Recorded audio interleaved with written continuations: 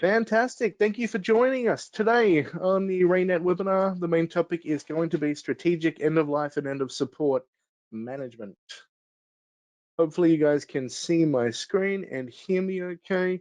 My name is Lawrence Dempsey. I'm the Vice President of Solutions at RayNet. I've been in and around ITAM for the last 20 years, and suffice it to say, this is one particular topic that always seems to come up, but it always seems to come up at the wrong time. Certainly at the last minute when there's some sort of crisis situation. I want to introduce my co-presenter today, Bill Talbot.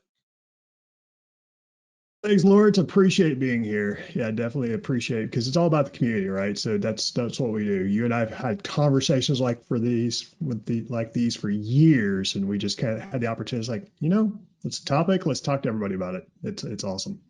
Exactly. All right, well, it might be good we've introduced ourselves. It might be good to get to know who we have. So we're going to conduct just a very quick poll just to get an idea of really what is your role within the organization. We've got a few options, whether or not you're an ITAM or SAM stakeholder, infrastructure, CMDB, or even just potentially a sponsor of a particular initiative. So I'm going to go ahead and start that poll, and you should see it pop up in your GoToMeeting controls. And now, so we'll give you guys a few seconds to have a look at that and complete the poll. Bill, while we have people filling it out, tell me a little bit about some of these stakeholders. I see a little bit of crossover from the stakeholders we've got listed here, but I guess really together, everyone's leveraging the same sets of data and potentially responsible for similar pieces of the same pie there. What are your thoughts? Right. So when you think about end of life, end of support, right? So you have to think about who's actually using the data.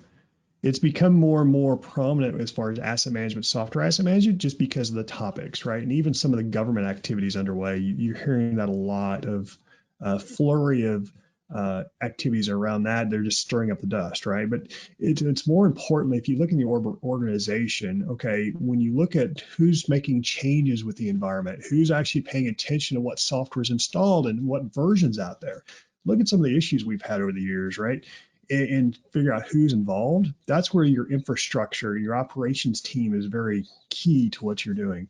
But it's also very important for the stakeholders to be aware of any impact they have. So that's why we want to ask this question, is understand, okay, who are we speaking to today in today's audience so we can adjust our presentation accordingly. Because if you talk about asset management, you have one aspect, you're looking from the overall, okay, dollars and cents perspective. Software asset management, start talking about compliance.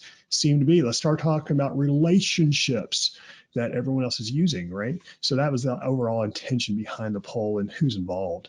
So no, it's a very insightful type question.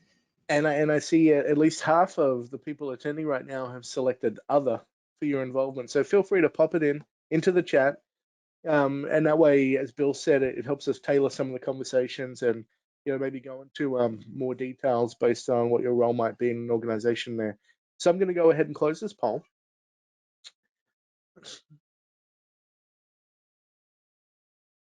Okay. So the agenda today is going to be fairly straightforward. Really, we just want to make sure that we set the framework, understand why we're having this conversation. Also, make sure that we're all talking the same language. So we're going to go through and define what we see as the stages of product lifecycle. Then also talk about why it's actually a problem, and more importantly, how you can address it. There'll be plenty of time for Q&A at the end, but certainly if you've got any questions throughout, put them in the chat, and if we see them, we'll talk to them as we go. So with that in mind, here's a very colorful and potentially initially confusing chart, but really this is actually the deployments of Windows operating systems from 2020 to 2022. Now, part of the reason why this is interesting, I look at the two colors here, really, the blue and the yellow. So the blue is signifying the Windows 7 or older, which we know with Windows 7, end of life. And just seeing that even back in 2020, there was still over 20% of organizations that had this operating system in their environment. And I guess fortunately, Microsoft were able to, I guess begrudgingly extend end of support for that product. But you can see that still at the initial planned end of life, end of support, there's still a fairly wide adoption across industry. The other interesting thing I notice here is Windows 10. That was growing at a similar rate to Windows 7 shrinking. And now we can see Windows 10 shrinking a little bit as Windows 11 is growing. But Bill, I guess one concern I've got is, are people going to be able to move away from Windows 10 in time? Potentially, will it matter with Microsoft's new modern support? What are your thoughts here? Well, so the whole idea behind end of life, end of support, right, is you have end of support within or end of life being announced, but doesn't matter within the environment. If you think about what you're doing operationally, right, and that's really the story that's being told here, is operations taking action even though end of life and end of support's here. So if you look at it holistically, it's like, okay, sure, you had a lot of Windows 7. Yeah, I mean, 20%, and this actually was a real live, we got this, I pulled this off some charts yesterday here within the internet is the best way to put it, that they actually track and say, okay, here's how many Windows 10 users you have versus Windows 7 in different environments. And seeing the 20% even was very surprising, Lawrence, to you and me when we looked at this, right? But it also drives that story to say, okay, what is the reason for making that happen? Because you have to think about September, actually July 2020, the pandemic's already happened for about 4 to 5 months, right? You have a lot of action happening. Why did it reduce? Well, potentially it's because people had to use different types of equipment, right? So a lot of manufacturing, some of the older equipment, you're using the outdated systems with hardware and software, but really you start to move things to the cloud. Well, that's going to drive change, right? And just there alone. You could also say, okay, how are you changing the environment internally, even if it's on-prem, to say, I need to bring new systems online.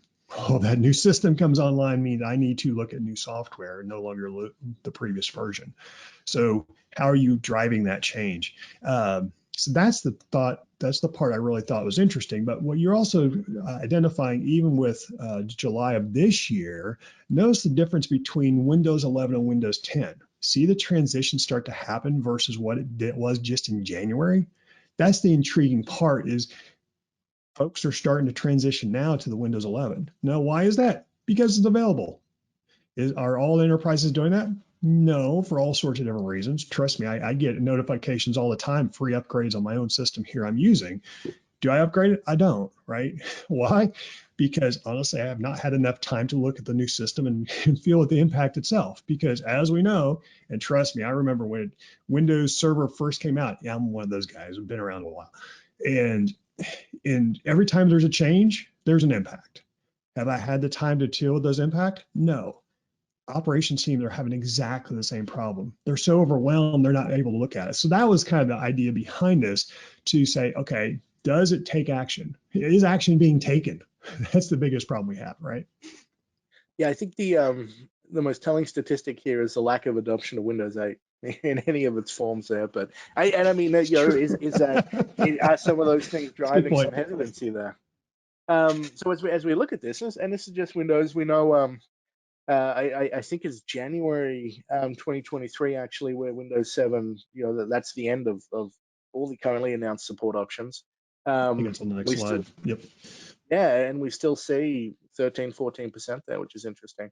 But it's not just Windows. And again, looking at Microsoft, we've got a number of products that are announced for end of life, end of servicing, end of support. And this is just one publisher, right? So it's, as an organization, if you look at the number of products you've got in your environment, this is just a very small piece of the puzzle that you need to take into consideration. Anything else you want to add to this one, Bill? Well, to your point, this is just one vendor, right? And not that Microsoft's not prominent in most environments, they are, right? But think about, okay, we're talking about end of life, end of support, and we're just picking on software, right? So this is Microsoft. Think about Oracle, think about IBM, think about Adobe, and just keep going down that path, right? And think about the overwhelming part, because today we deal with a lot of software asset managers, hardware asset managers, et cetera. The overwhelming part in task already for the team. And okay, here's some additional. here's some additional data. Okay, do I have time to do this? I'm already stretched. I'm overwhelmed, right? My teams aren't big enough, and all sorts of reasons. That's the additional part I want to add to this is literally this is a tip of the iceberg, but that's also what we want to talk about. And the reason why we're talking about this topic, because this is where, yeah, we get overwhelmed and underappreciated, but this is where we can also provide value back to the business. Yeah, I think there's a number from Gartner. About 55% of technologies with announced end dates are still planned to be in use beyond the end date of support, basically. So it's, to say that using software at the end of its useful life, at the end of support, is a rare occurrence is just not true. Really, we're all kind of doing it, but that's part of the reason we wanted to have today's session is really talk about some of the impacts. Before we do that, though, let's get on the same page, and I'll be transparent. I said, well, let's look at the standard industry definitions for end of life, end of support, how it differs from hardware and software. I couldn't find any standards. There is a lot of consistency amongst terminology, so I thought, well, it's a good idea that we at least set the stage in terms of when we use these terms, how we're really using them. So, end of life, we're not going to sell the product anymore. That particular product, that particular version has reached the end of its sales cycle. It has effectively reached the point where we're going to start doing post warranty or even post active service support on that.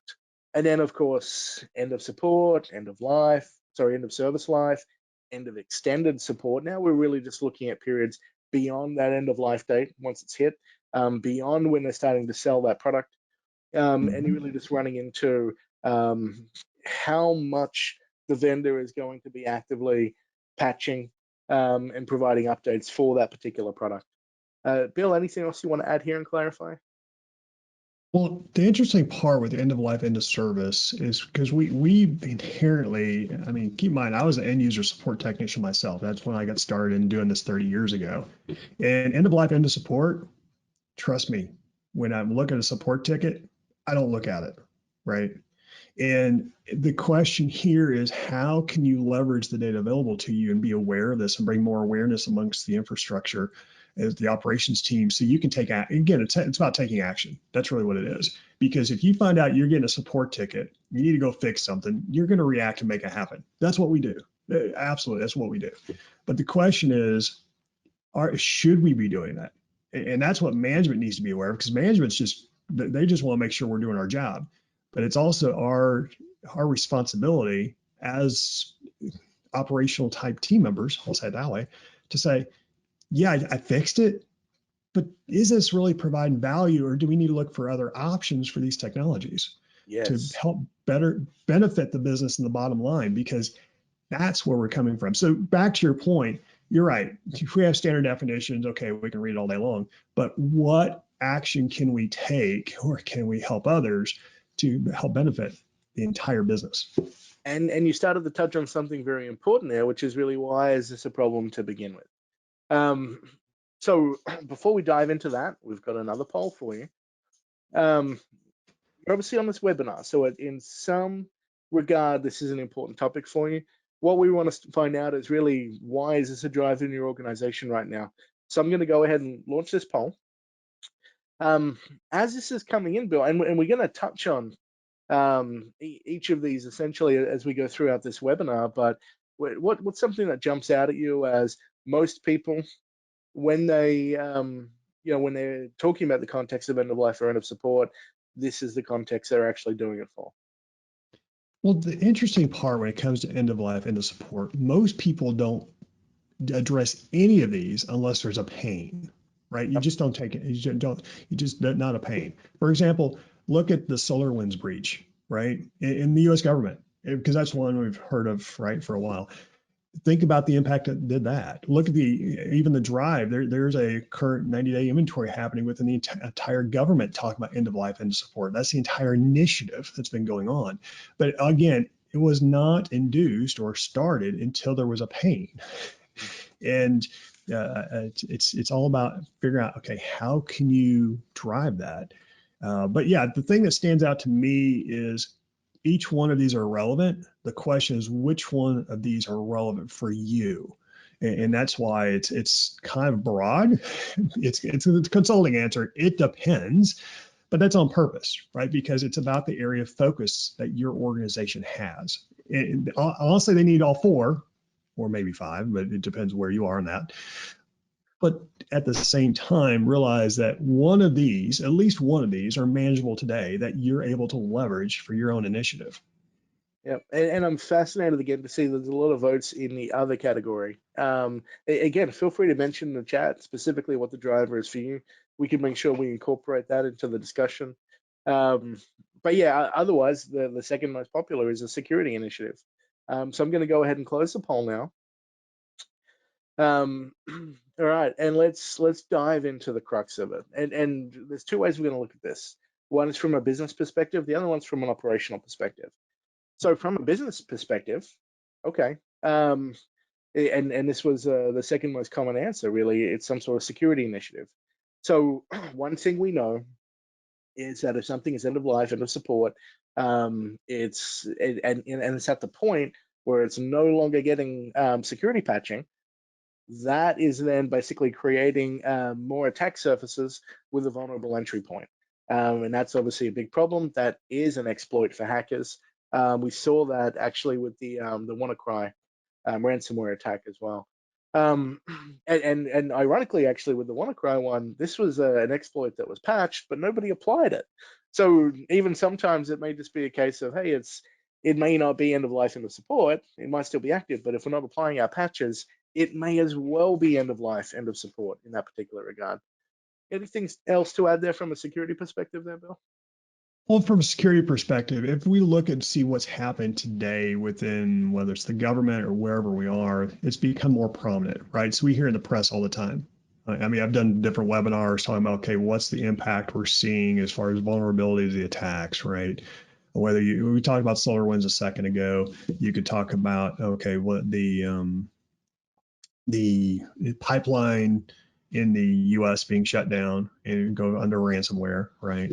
You can look at what's being hacked within our own airports, and I'm going to speak to the US, right? So we actually had each one of our websites in the US that were actually hacked due to this same problem, right? Just literally shut down for a day. So again, looking at it, do you have visibility where you need it to be? That's the real question. And just look at the press. Just look up vulnerability. It's that simple, right? Um, Increased technical debt. Now, this is an interesting one for the business.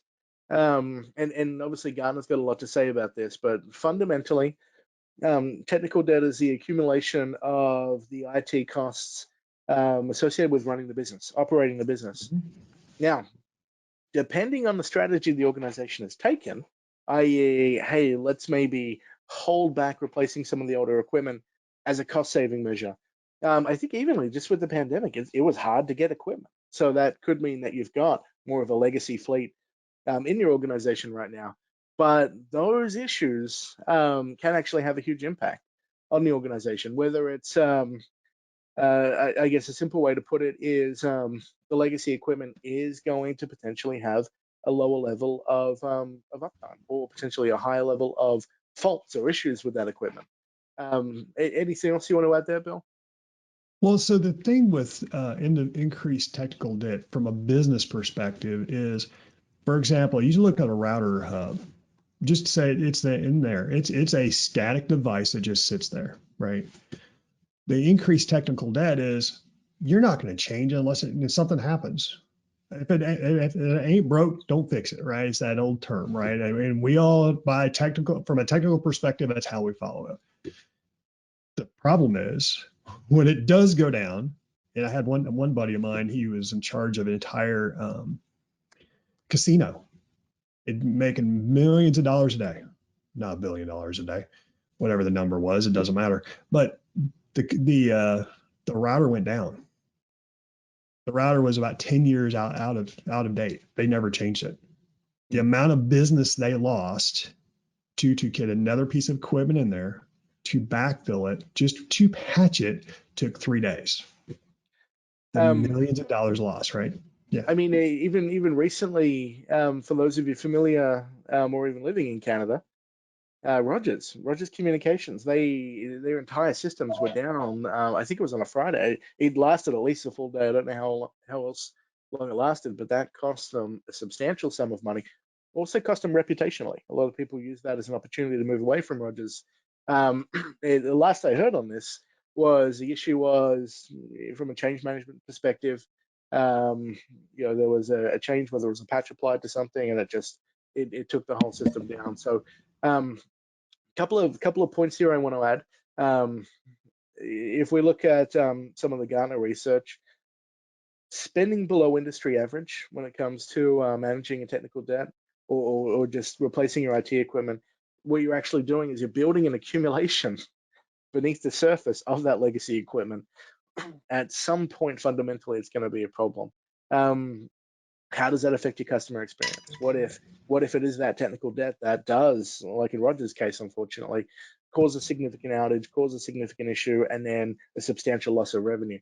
In the long run, it could be argued that delaying the replacing of some of this equipment and keeping a high level of legacy equipment into your environment is not necessarily a good thing for business. The other interesting point um, is this whole fear of the unknown. And I think everyone's probably heard stories about this. There's always that one server, or that one rack, and it's a very old piece of equipment there. Nobody knows what it does, and everyone's too afraid to touch it. They don't want to turn it off. They're worried it might bring down a major system. So as you start accumulating more of these legacy systems, you've got that, you're building out more of these unknowns. I don't know what this does, but I'm too afraid to do anything about it. All right, regulatory non-compliance. This is an interesting one. We obviously know there's a lot of regulatory requirements for maintaining a full set of inventory, for example, understanding what hardware and software is in the environment. To an extent as well, there's requirements around managing or at least having full visibility into end of life, end of support products in the environment and reducing or eliminating them. Um, if we look from a GDPR perspective, I think there's a lot of friends and colleagues from Europe on the phone right now. Some of those GDPR fines could be substantial. We're talking about 4% of revenues. So, to that extent as well, it could be a very costly problem for a business to have too much legacy equipment in their environment. Well, it's also so you have that part, right? And if you have, I mean, I'm familiar with some of the energy systems here within the U.S., right? We talk about the infrastructure, and I recently saw a CIO from one of the energy companies here in the U.S. on stage, and he talked about, he says, the regulatory part of it on compliance and asset management, and understanding the end of life, end of service, that's the most critical thing that keeps him up at night. Do we have the right equipment managing our environments to make sure just the electricity, and that's his core focus, energy and power stays online? Yep. That's a CIO talking, right? So if it's important to him, it needs to be important to all of us, right? Yep. And then maybe the key takeaway, especially if it's something you're unfamiliar with, is are you bound by any of these regulatory requirements to have that insight and have management plans in place for some of that legacy equipment? Now here's an interesting one, actually, revenue decline. And I talked about a couple of issues, the build up of that technical debt, but Gartner certainly talks about it a lot, and it's a sense of you may be saving a little bit of money by delaying replacing some stuff, but it actually ends up costing you from a revenue perspective, because as that equipment ages, it becomes less reliable, which means it's up less from a user perspective internally in your organization. You've then got lower productivity when you've got equipment outages. And all of that kind of combines and accumulates and can actually impact the bottom line, can actually impact how much revenue the company is bringing in if your workforce overall is a lot less productive as a result of some of these potential failures. One interesting thing I did see, 46% of workers choose a non-IT support channel to fix their problems. And I thought, well, this is interesting. So if our formalized channel is to go through service desk, 46% of people are trying to avoid that. And I've done this myself. I've had issues with the equipment. I know my help desk historically has been, we'll say, slow and unreliable. So I'm reaching out to colleagues. I'm like, hey, you're smart, you know computers, help me with this problem. Or I'm trying to Google it. Now, what am I really doing there? Well, I've got a computer that doesn't work, so I'm non-productive. But now I'm starting to take the time away from others, pulling away from their productivity as well, just because I want to avoid dealing with the help desk. Now, the help desk is potentially getting the reputation where, hey, we want to avoid talking to them because of the number of calls they're getting from equipment failure or problems with it, with whether it's hardware or software compatibility issues. So all of these things can accumulate and they can impact the bottom line there, Bill. Well, absolutely. And you brought up Rogers. So Rogers happened just recently, right? And I'm sure when they went down, they lost that equipment. The amount of revenue they lost was tremendous. Probably not as significant Exactly. as like the certificates happened back in the Equifax when we had the Equifax breach. That was a little bit different, right? Yep. But that was also certificates, right? But that was still certificates that were outdated. So that's a little bit different twist. But the other thing I want to talk about with revenue decline, because you mentioned equipment. So that's thinking about more hardware. But think about and switch that to software, and this becomes a even more relevant discussion for a lot of organizations. Think about your application dev, your DevOps team, right? Your app dev team. Think about the software they have in there and understand what versions they have and what products are end of life. Maybe there's a patch that needs to be fixed that they haven't even looked at, right? Java. I'll just pick on Java. It's the easiest one. It's the elephant in the room, right? Java. What version's out there? What version did you include with that software when you did it 10 years ago and you're still using it today, but you don't want to change it because your programmers are no longer there? Yep. What's the Yep. impact if that doesn't work anymore, right? Just use as an example, the revenue that declines out of that. And I was part of an organization a couple of years ago that they did financial transactions on Wall Street. That was their number one concern that they didn't realize they had. Yep. When I talked to the CTO and I goes, as well as the SecOps IT security manager, he goes, yeah, I know it's there. I said, have you paid attention to what you have? It's like, no, it's all free. It's a whole different licensing discussion. But my point was, right, they were fortunate. They did not have that problem. At least they're not going to announce it. Most organizations wouldn't. But the revenues that they would lose, I'm talking about billions of dollars a day, right, for Yeah. customer transactions. And Billions. I mean, I'm sure everyone, or at least potentially some people sitting on that call are probably thinking, yeah, my organization's kind of sitting on that knife's edge as well, in terms of some of that Exactly. risk that they're carrying. Yeah. And it could be it's talked about a lot internally. It could be it's not talked about too much. But ironically, we talk about getting rid of the legacy equipment because of the issues and impact to revenue. But of course, every time we say that, the different perspective is, well, as sustainability becomes a big push, people are wanting to reduce their carbon footprint. A piece of that is around, well, instead of replacing the fleet, can we extend the life of it a little bit? Now, we're not talking about going beyond the full service life of hardware, don't get me wrong, but we are talking about trying to leverage that equipment for as long as possible. A couple of points here, especially if your organization is pushing sustainability initiatives. Let's have a look at my numbers here, Bill. Oh, I can't even find my percentage. Um, I'll come back to you on the percentage, but fundamentally it was like $1.4 million, on average across organizations, is essentially, well, potentially saved by extending the useful life. And I think it was, I'll get the exact percentage for you, but a large portion of equipment, and think about if you've got a laptop or a desktop in front of you, it can be extended beyond its traditional warranty, and it could be that in its current form, it's not hitting any performance limitations. It could be with a RAM or a hard drive changeover after a 3 or 4 year period. That'll get it through the extra couple of years, but fundamentally, just adding a couple of components as opposed to completely getting rid of the device is certainly an option there. I found the statistics. 30% of hardware. Sorry, wrong statistic. 10% of a hardware fleet has low or no usage.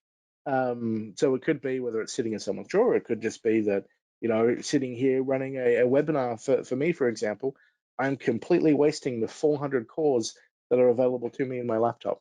And maybe I can use those 400 cores for another few years, and it's not going to have any impact to my ability to get the work done, as long as we're not affecting productivity, though. All right, let's move on from the business perspective and let's start talking about the operational perspective.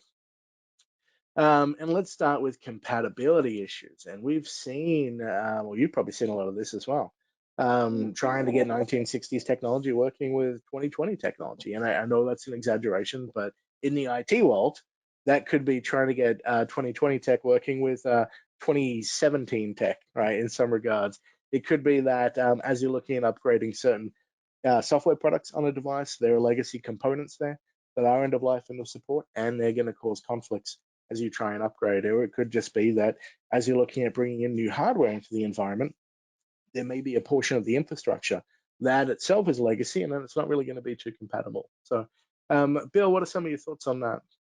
So when I think about when I was a CMDB manager, right? So I was in charge of the CMDB process as well as the technology. When it came to change management, you think about everyone who's going to be on that change management call. Think about the key operational team members. Think about their understanding of end of life, end of service. They're there. Most people are there. They're just going to say yay or nay. That's typical change management call, right? They're not thinking about the end of life, end of support or compatibility.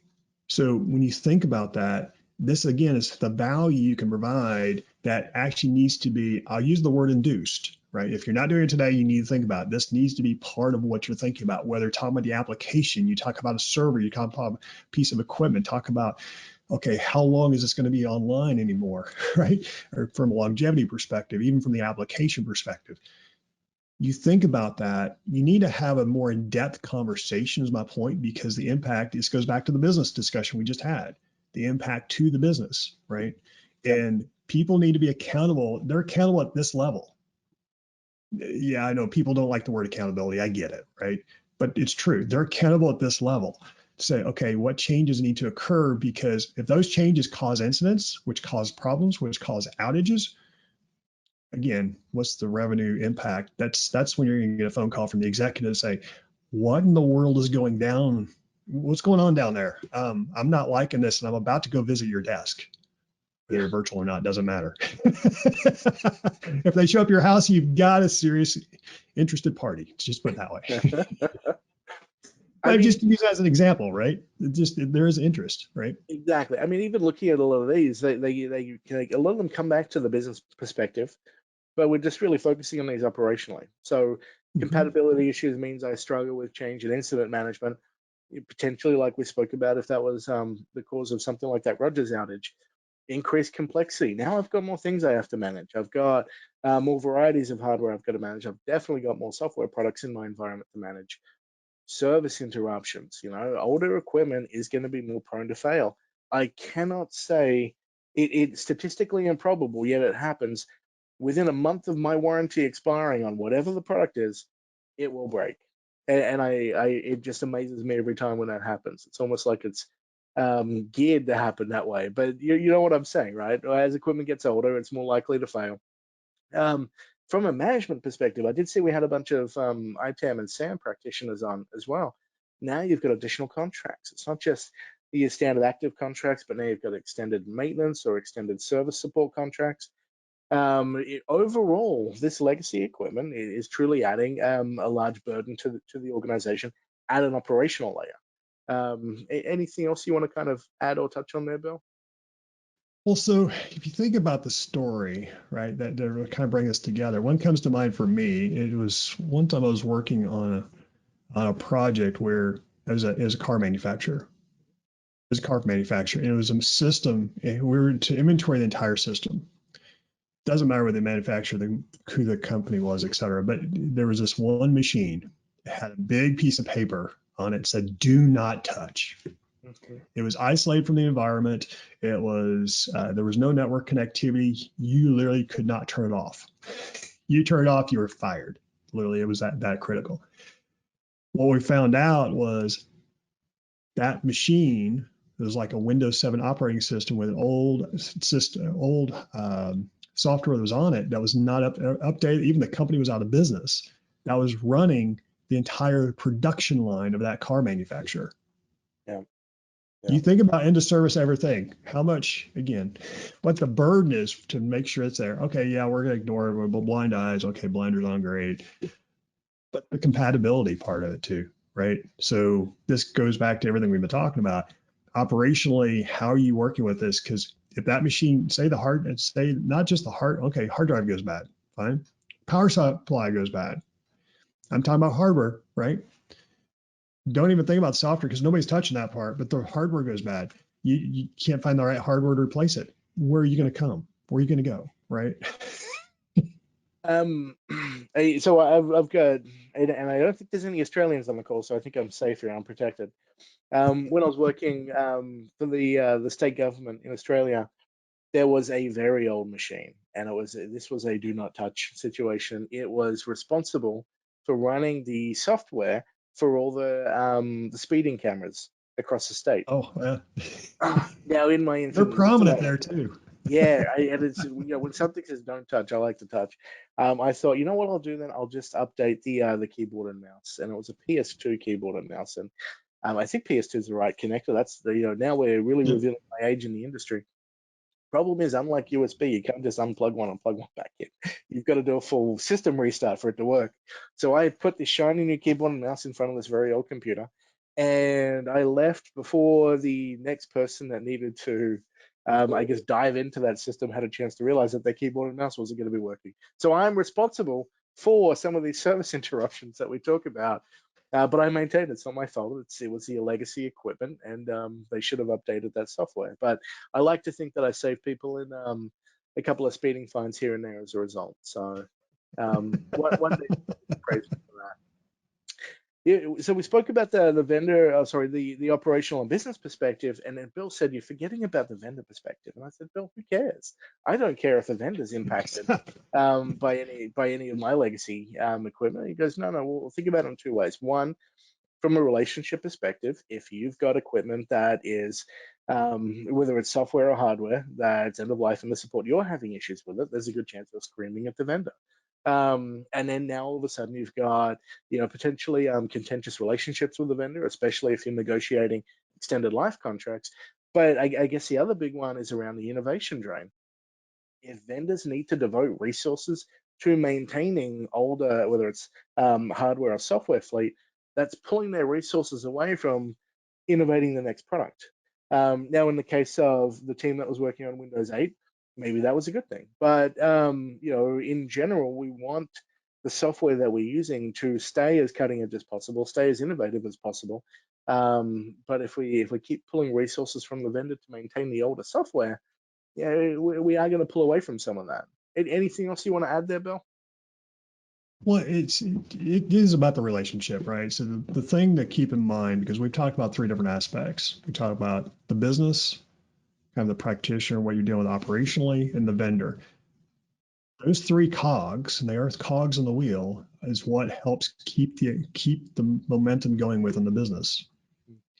And it's very important to have, and that the reason why I brought the vendor here is, but Lawrence, to your point, nobody cares. I totally get it, right? But actually, you do. Because if the vendor's not there and the vendor says, okay, fine, you're not going to listen to me, I'm going to give you the updated version, you're not going to do it, they walk away, who's going to fix that problem? What are you going to do now, right?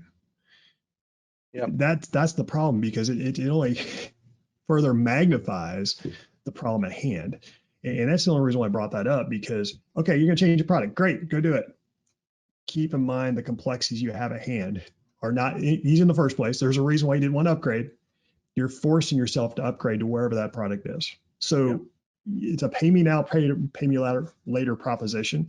If you already have a relationship in place to help fix this problem with a vendor, leverage it. Seriously, leverage it. Don't just beat on them. Be friendly. Go to lunch with them. Let them pay for lunch. Right? But at the same time, figure out how you can collectively figure out that next step.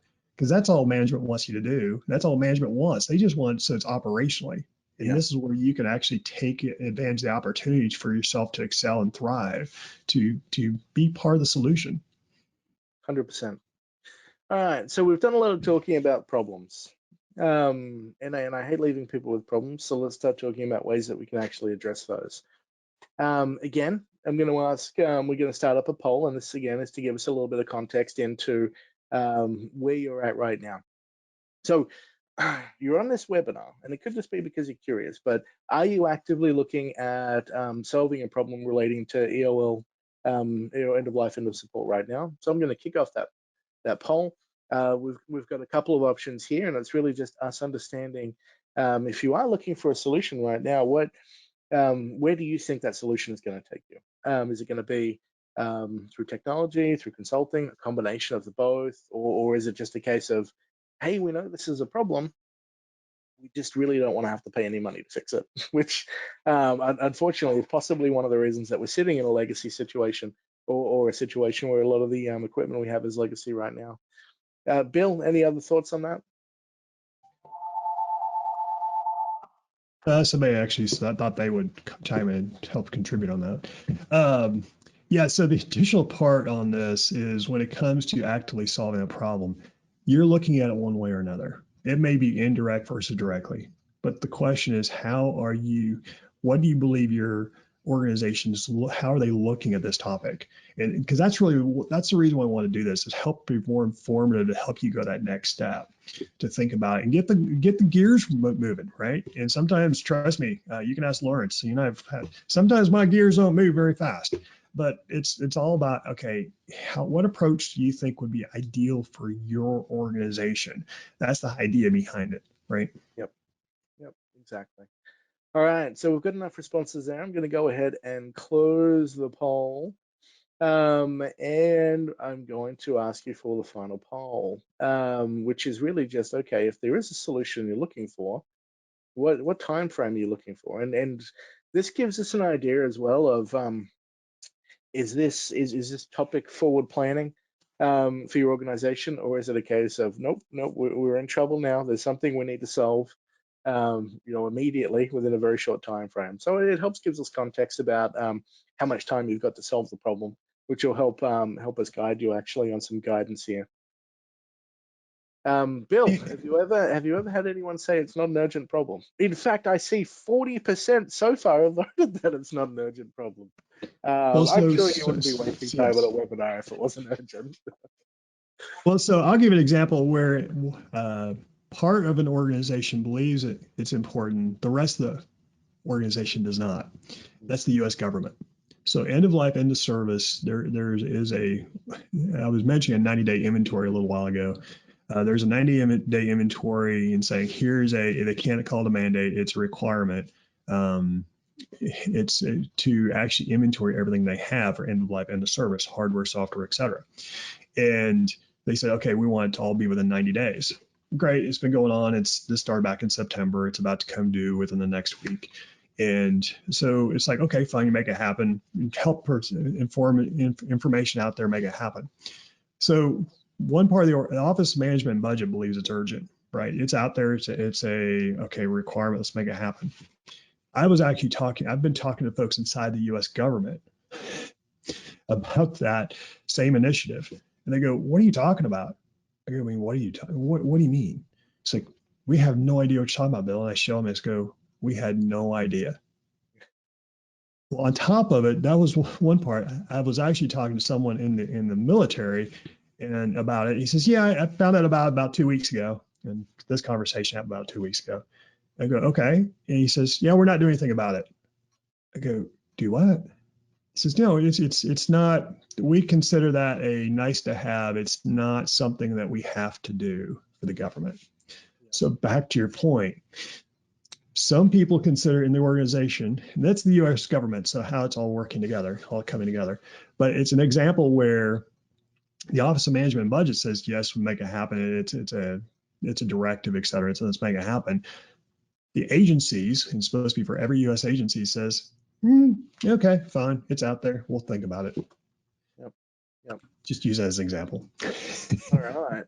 So I'm going to go ahead and close the poll. And especially looking at these numbers as well, it seems like a combination of we need a solution in 6 months, 6 weeks, and it's just not urgent for us. and I wonder if everyone that right now needs a solution in 6 weeks or 6 months also felt like it wasn't urgent a little while ago.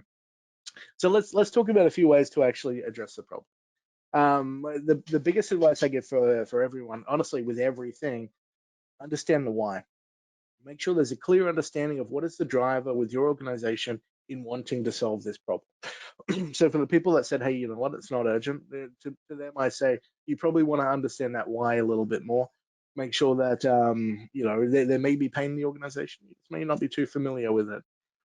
That kind of goes hand in hand with if people don't think it's urgent, but you do, and I'm guessing you do because you're on the webinar, maybe it's about building the case, um, which means you need to start collecting data, right? And this could be what is the current replacement cost of depreciated assets that's coming up over the next few years?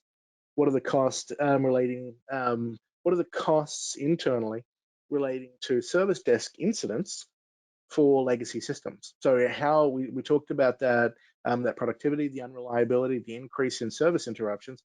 What is that costing right now? So both from a service and operation management perspective. And unfortunately, most of the time, money talks, and it's about understanding what is this costing the organization to have this legacy equipment. We didn't talk then about security at all. We were really just talking about financial cost, which helps you build the case for why you potentially need to prioritize solving the problem.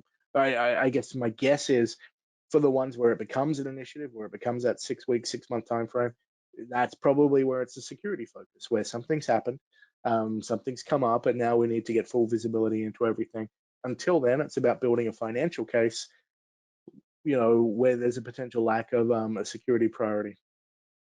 Bill, your thoughts on that? Right. Well, it's about being able to baseline what you have and then make decisions. Yep. Yep. Right. So when you understand what you have, and this is as far as collecting data, technology, and understanding the why, then you're able to help, again, take action. Because understanding the why, we've had a lot of reasons why you need to look at end of service, end of life, right, in this discussion. But the question is, why is that important to your organization? That's the additional part in the business case that you have to drive. Yeah, you can. I'm not saying not to look at service desk tickets and the replacement costs, et cetera. Absolutely. But look at your initiatives, your top initiatives inside your organization. Then think about what end of service, end of life impact will have to it. Yep. Yep. Maybe it's an opportunity actually to leverage that funding to say, you know, we can replace some old equipment. And they may say, no, we don't need to worry about it now. That's your opportunity to speak up, right? If you know what you have and you're looking at that new initiative, you're aligned with that big project. Maybe you're going to go deploy, pick your technology of the week, right? A new application, right? A new corporate application, and it's going to bill $1 billion a year, 10 billion or whatever the number is, right? You say, okay, let's make it happen. And they want to use the old equipment. It's time to evaluate. Yep. Yep. Right. And being able to evaluate that and, to your point, build a case, it's going to help you on several fronts. Now, when I say that, when we talk about addressing the problem, it's also when you think about each one of these, find someone to align with inside the organization. That's the other part I want to put up there as a suggestion for you. There's other team members, other managers out there that you know of that help sponsor and spearhead activities like these. Not this specifically, maybe they have. This is just another next round, okay? But leverage their knowledge. So team up with them and say, here's my idea. Can you help me? Right? And maybe it's your manager, your director, but maybe it's someone else you need to have a conversation. Don't be fearful of that conversation because your voice needs to be heard. And I guess I'll wrap a couple of points together here because I know we're running short on time. Don't be afraid to leverage technology as well. This is Right. getting a full picture on your end of life and of supporting your environment. Is not simple, right? Especially if you've got a larger organization. Don't be afraid to leverage technology to do that. And you know, there are certain things you may want to look for when it comes to technology. But one other point that's probably important is this is a long journey, right? This isn't just a one and done. This is a full program. It's not a project, and you've got to approach it with that mindset. So as you're looking for a way to solve this problem, especially for the ones that said we need a solution in 6 weeks, you're probably going to try and find a way to get as much done as you can with what you've got in place, right? But also start to think about, well, if it was a problem that needed to be solved in 6 weeks, probably going to be a recurring problem. So what have I got available on the market? Are those technologies, those capabilities also available to solve other problems that we've got out there? How much effort did it take us to kind of get to the point where we think we've solved the problem with our technology, and how repeatable is that? How efficient is that? If we put our SAM hats on, we talk about how much effort is involved in a vendor audit, and then how much of that time can be reduced or saved when you've got technology in place. And there are cost savings associated with that. So with that in mind, let's kind of walk you through the RayNet suggestion of how to potentially approach this, and breaking it down into a few key steps. We talked about making sure you've got access to the data that exists in your environment and supplementing it. And then what we're really saying there is collect what you've got available, also discover what you don't already have in place. But now you've got to actually assign end of life, end of support to that. And our suggestion there is there are technology catalogs out there. Leverage them. And that's a process of normalizing your hardware and software inventory and then enriching it with the end of life, end of support data. So you're essentially getting an external source that's already done this hard work for you. And then obviously that's when you can harvest those data insights. You've got the intelligence now, and it's really a case of, I've got that picture, what do I do with it? And this is where you apply it to your why. Why did the organization want this? So in terms of what you could be looking for or what you should be looking for in technology, here's just an example of some things that you may find important to you. So something that gives you enough robustness where you can actually report on what's important to you. So if we look at what we have here in the in RayNet's unified data platform, what we're trying to show is different insights that are available for different people. So how many products do I have, but how many of them are end of life? And then how many unique versions might be end of life there as well? What's my end of support situation? And then really breaking it down fundamentally. Okay, well, who are my problem publishers? What are my installed products here? Even to a case of, all right, well, what have I got coming up in the future? What's currently legacy my environment? What's coming up in the future?